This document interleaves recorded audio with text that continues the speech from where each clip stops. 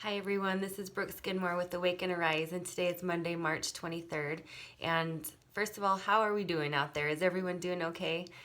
I've been thinking it's easy to say that I'm an optimistic or I'm a resilient, gritty person when things are going my way, but we don't really get to see if we're truly optimistic or truly resilient unless that characteristic is tested, right? So I feel like right now we're kind of getting an opportunity to show or to see how gritty and how resilient we really are.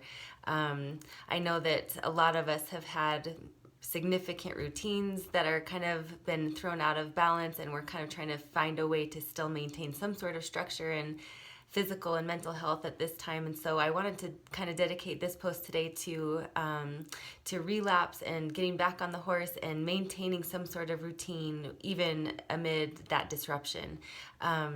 First of all, we've been talking this month about behavior change and how do I find successful or what are the strategies for successful behavior change. And one thing I always like to tell my clients is to plan for relapse. Some of you might be experiencing right now what we could call a relapse. You might have been in a great routine, a regular schedule of exercise. You athletes out there might have had a great training program going that you were sticking to. It was going well, and now it's kind of thrown off track, right? So I like to tell my clients when they're first starting out is to actually plan for a relapse. Yes, I know we're all going to try to stick to this goal for eternity, for the rest of our lives, but we also know that life is going to happen. So not only do we plan our goal, like for example, I'm going to start lifting weights 3 times a week, Monday, Wednesday, Friday. So I also like to add another plan onto that. What am I going to do when, not if, but when I get off track? So let's just say, for example, I'm going to make a plan for when I'm sick for a week and miss those 3 workouts. My plan for my relapse is going to be to Monday morning, write it in my calendar, maybe tell my accountability partner to come with me to exercise 6 a.m. Monday morning or whatever it is. So I like to actually have a plan, have an actual goal for when, not if we relapse. So what about now? What is our strategy now moving forward? So for example, let's start with athletes. Some of you athletes might be kind of frustrated, and I don't blame you one bit. A lot of people are out of equipment. They have no access to gyms and to facilities to exercise and to practice their skills. And so just like an injury, sometimes I talk about this concept with my athletes who are injured. I would never wish an injury on anyone.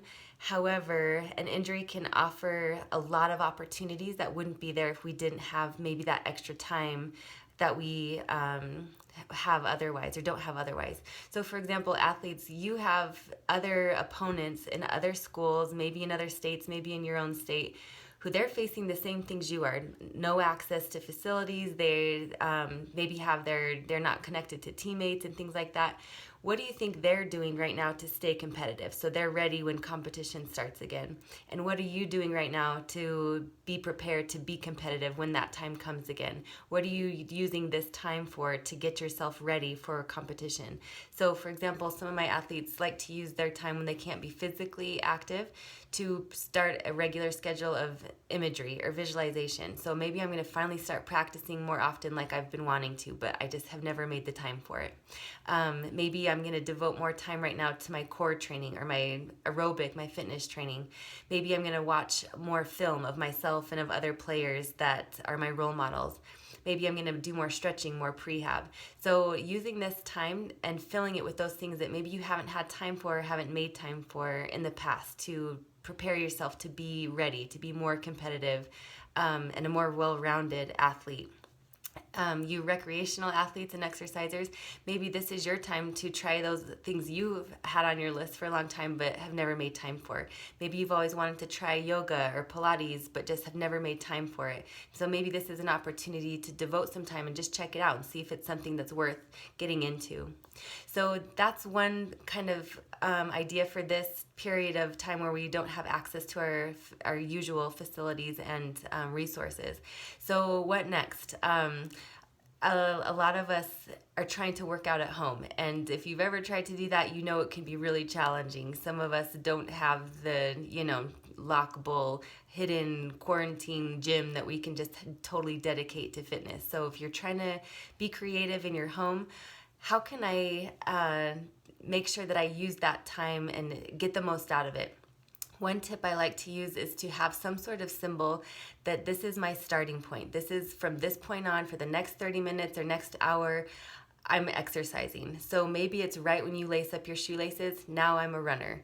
Or right when you start your watch, for the next 30 minutes, I'm only doing exercise. So having some sort of symbol that's your starting point, that's your designated time, that nothing else is going to be interfering or distracting you. And then lastly, one thing I think can also be helpful is to have an actual plan. We can put on our shoes, we can put on our workout clothes, and if we're kind of just walking around lifting random things, we don't get much out of it. So I think it's very helpful to have a plan. What am I going to do for the next 30 minutes or the next 1 hour? And if you have taken some of my workout classes, we have been prepping for this, everyone, right? We do workouts often where we use minimal equipment, maybe just a chair, maybe a mat, maybe a band. And so I've had a few of my participants reach out to me wondering what they could do at this time when they can't go to the gym.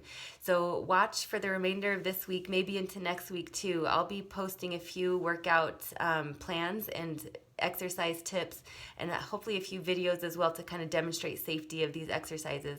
But things that you can do at home, maybe outside, if you're allowed to go outside at this time, with very minimal equipment. The only thing you'll need is a chair, something to step up on, something safe, maybe an exercise band, and a mat if you have one. So watch out for those videos this week, and just keep in mind, those of us who are active and have been active, we sometimes take for granted how helpful physical activity is for our mental health. And just doing something, just doing anything, even if it's a minute. We've been finding that even bouts of 1 to 2 minutes, up to 10 minutes, can be extremely beneficial for our mental and physical health. So keep moving and watch out for the next couple days for some ideas and workout videos.